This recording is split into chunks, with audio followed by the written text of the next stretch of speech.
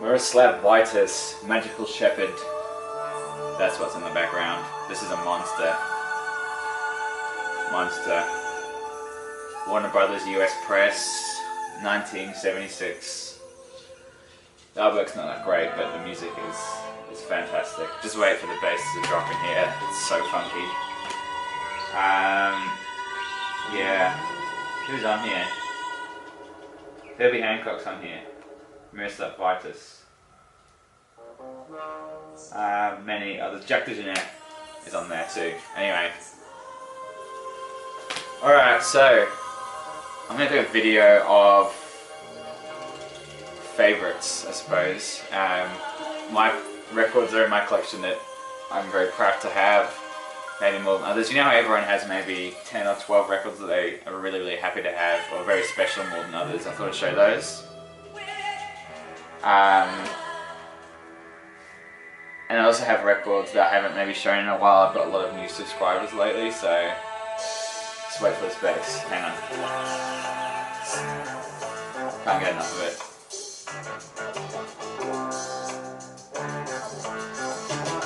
Now.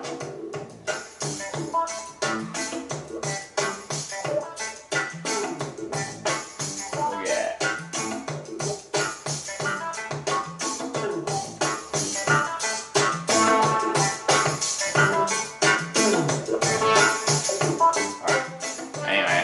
To show that off, so I reckon this record is massively underrated. I picked up as a blind buy too quite a while ago, and I'm so happy with it. Anyway, yeah. So as I was saying, I'm going to show a whole bunch of records that are sort of favourites in my collection, or things that have influenced me along the way, and also pulled out a few things I haven't shown in a very long time, since my first or second video, since I know I've had a lot of new subscribers. So a lot of new people that may have seen my newer stuff, but not a lot of my older stuff. So I've got quite a lot to go through, so this video might go for a long time. I'm predicting to be about half an hour, so if you haven't got that, you can switch it off now. And also, if you've watched all my videos, you would have seen all of these before, so if you want new stuff, then switch off now, you know, other videos to watch. Anyway, I'll get into it. They're not in any particular order, I've just gone through and pulled out stuff that I really enjoy, and you know, I thought it'd be cool to show. I have shown this one quite recently, so it's probably quite familiar. Ornette Coleman, Science Fiction. This is on the Columbia label. Amazing sort of free jazz. Spiritual, there's vocals in here, crazy guitar, crazy funky bass lines. I'm pretty sure this would be late 70s. There's definitely a later sort of look on here. Can't find a year. Late 70s, yeah. Billy Higgins, Dewey Redman,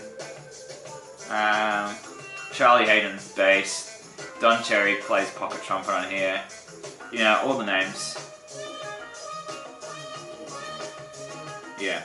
Either way, I can't find a date, which is very strange. Anyway, Ornette Coleman, Science Fiction. Picked this up for really cheap at a record fair quite a while ago. But I pull this out a lot. I give this lots of listens. I don't know why I just keep going back to it. And it's, you know, one of the favourites in my collection for sure. Okay, I've also shown this one pretty recently too, but I'm going to show it again because it's my channel and you have to watch what I show. Ride Today Forever EP, and this came out in 1991 on Creation. Ever since I got into Ride many years ago, this was the EP that I always wanted, and I found it at a record fair in the wild, which was kind of cool because this is really rare to find, and to see it out like that, it's just one of those heart-stopping moments where you sort of are speechless when you see it. Original pressing on Creation. It's just 4 tracks on here, 45 RPM, 2 on each side. Show you the back, so it's got Today, Unfamiliar, Sen and Beneath, which are all absolutely killer. So this came out just before Nowhere. the artwork's sort of got the similar watery, same color scheme, and you know, with the waves on the cover and all that. But yeah, I think as a graphic designer, this artwork is phenomenal. You know, it just captures everything about the band. And I don't know, when I listen to Ride, the music always seems to capture a moment or a feeling. And I think this photo shows, you know, captures that moment. It's like a, you know, I don't know. I'm just talking rubbish here. Yeah, so there we go. Original press on Creation Records.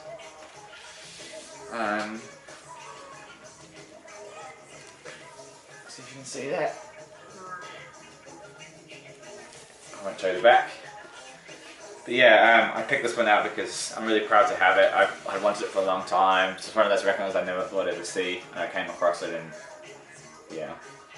This was a Grail before I got to achieve it. I mean, it's still a Grail, obviously, but now a Grail have, not a Grail want.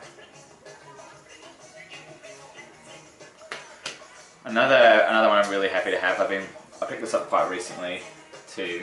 I've been wanting it in my collection for a while. Anthony played this to me a very long time ago, and ever since I heard it, I've been wanting it, and I came across it a couple of weeks ago. Vangelis, Earth. So this was its first record after Aphrodite's Child. So this would be 1973, I imagine. 1973, yeah, on the Vertigo label. The Vertigo label.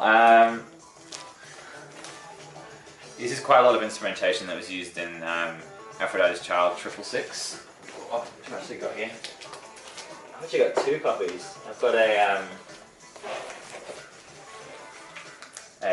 Japanese press there, and an original pressing which I got off my girlfriend's mum. She had it, and I can't for the life of me figure out what pressing this is. She would have got it when she was in South Africa, but it seems to be a US press, but I'm not sure if it's actually, it might be an original, and I can't find out. There's so many different variations online. I've looked on Discogs and a whole bunch of other websites, but yeah, I think that's an original US press of Aphrodite's Child. Anyway, that's not what I'm showing, but whatever. So yeah, this is Earth. This is just stunning, absolutely stunning. Just from the opening, we were all uprooted. This is very very spiritual music. It's a monster. It's just a psych. I guess you call it psych folky. Yeah, it's just wow. Can't recommend it highly enough, you know. So it's on the spaceship, the Vertigo spaceship black. So it's a French Vertigo press. So there you go. Vangelis O Papathanasu. Who knows if that's pronounced correctly? Yeah, wow, that's so cool. Okay, pick this one out. It's not particularly famous jazz record, but this is the record that got me into jazz properly, or in terms of something that grasped my attention. Like obviously people usually start with the Carmen blues and all that, but this is one of those ones that really introduced me to it. So it's Cannonball Alley, Nat Adderley, his brother, and Yusuf Lateef are the sort of the famous names on here. It's just a live set recorded in Tokyo. Nippon Soul and the Cannonball Alley Sextet. I can't recommend this highly enough. They do a couple of Duke Ellington numbers on here, and yeah, I haven't listened to this in quite a long time. I should pull it out again, but. Yeah, this is not an original, it's a reissue in 1990, Fantasy Inc. reissue, but, oh no, sorry, original jazz classic reissue. Just, yeah, a really straight up, amazing hard bop sort of stuff. Louis Haynes, which is, Louis Hayes on drums. I remember the drums are phenomenal. But yeah, this is one of those records that I could thank for getting me into jazz. Nippon Soul. Oh, this pile is probably too big. I've got a lot of records I picked out here. Alright, we'll go. This is another EP that I wanted for a long time, and I went on a trip around the world, basically around the world. Well, it was mainly Europe, America, and Canada. last year, and I tried to find this all over when I was in the UK, and I couldn't. And as soon as I walked home, when I got home, the first record store I went and had it, I couldn't believe it. My Bloody Valentine, You Made Me Realise EP on Creation Records.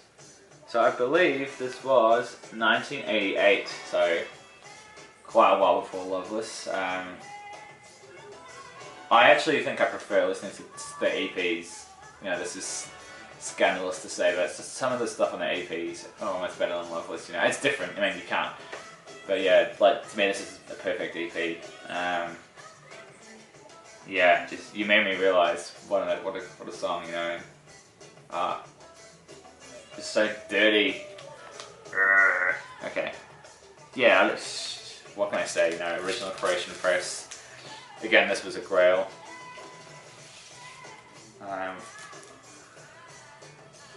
Croatian Records. Obviously not the original in the sleeve. Cool cover as well. I suppose this video is a bit like a best of my collection.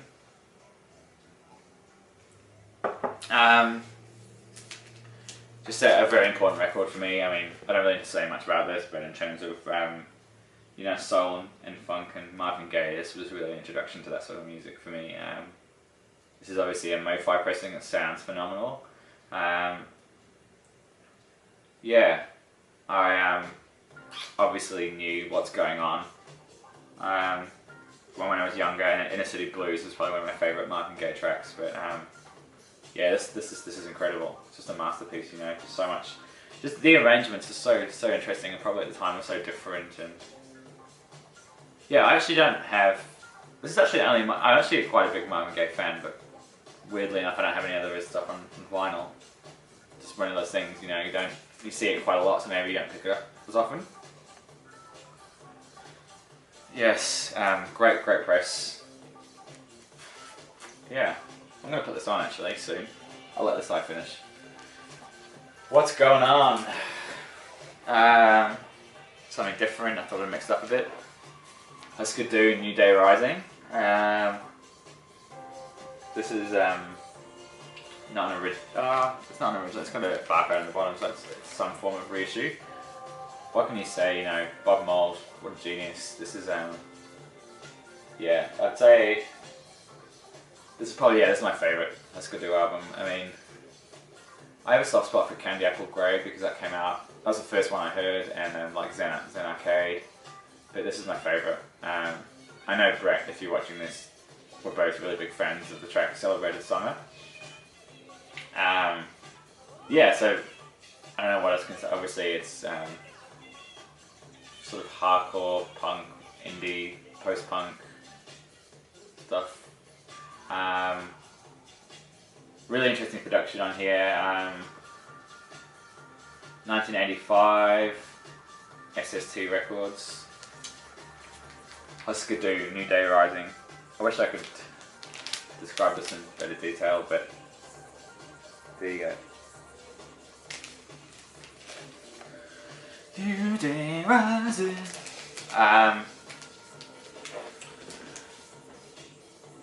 This is Diggable Planets. The album's called Reachin', A New Refutation of Time and Space. So this is jazz, hip-hop jazz from 1993.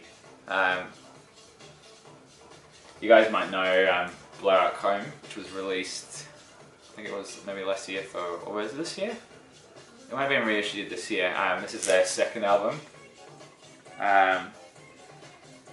These guys are based in New York. I sort of get reminded of Tribe Called Quest, but they're sort of more on the jazz side of things, and the way they sing or rap is a bit more relaxed and chilled, and less about, you know, killing people and ghettos, and more about relaxing and being cool and stuff like that. Just really nice hip hop stuff. So many samples. When I was listening to this when I was a lot younger, obviously I didn't know the samples, and then when I read into the album later, you know, there's Herbie Hancock samples, Miles Davis, Coltrane. It's all on here.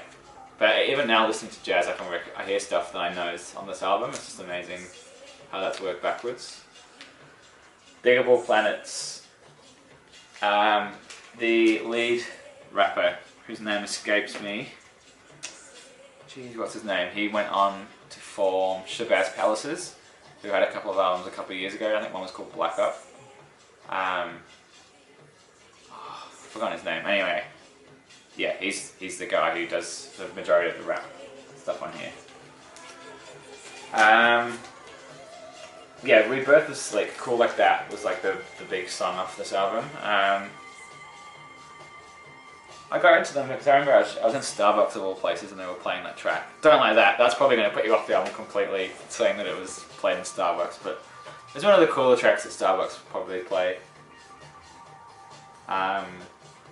Yeah. Anyway, check it out. Ignore the Starbucks thing. I should never have even said that. Okay.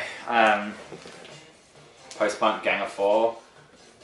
In my late teens, obviously, as every late teenager does, gets into Joy Division, and then through that gets into post-punk. It's like a bit of a rite of passage. I had a massive post-punk phase before I started collecting vinyl, so I probably haven't got as much as I should have. Gang of Four Entertainment. Glowing Devil Eyed Cabbage featured this on his blog the other day, and it inspired me to pull it out. Yeah, just amazing band out of Leeds. I've seen them live twice now as well, so I'm quite a big fan. At Home Is a Tourist. Oh, do you know what? This whole album, I reckon, is excellent. You know, Natural's Not In It, Damaged Goods, Anthrax, At Home Is a Tourist. You know, like, so good. It just blows me away, this album. Just so sharp and angular and gritty and, yeah. Leeds. So no, I was born in Bradford, which is probably about 20 minutes to half an hour drive away in England, so can't really say they're local. Well, they're local. They were local where I was born, but they're not from where I was born. Yeah, and did I say the album title? Entertainment. You can probably read it here. Have we got a year? I should know this off by heart, but I assume it's like, what's this, early 80s maybe? 83 or 82 or something?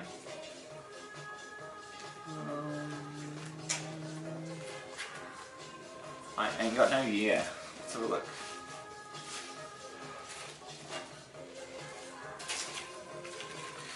You think I would know this, or I would have researched it before talking through my video.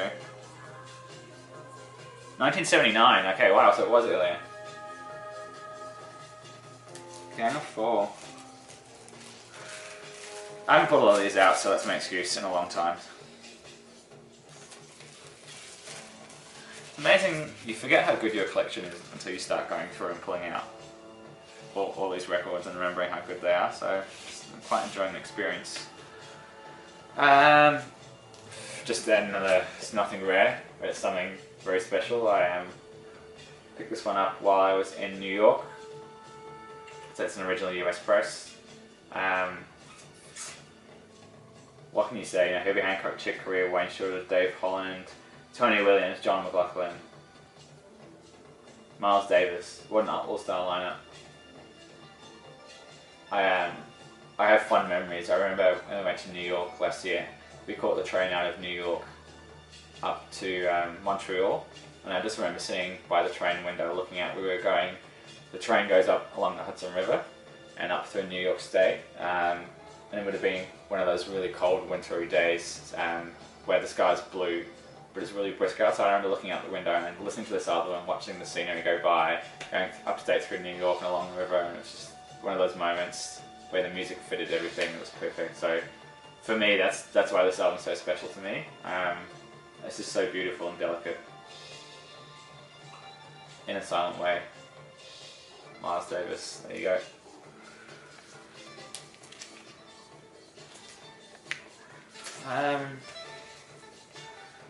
More jazz.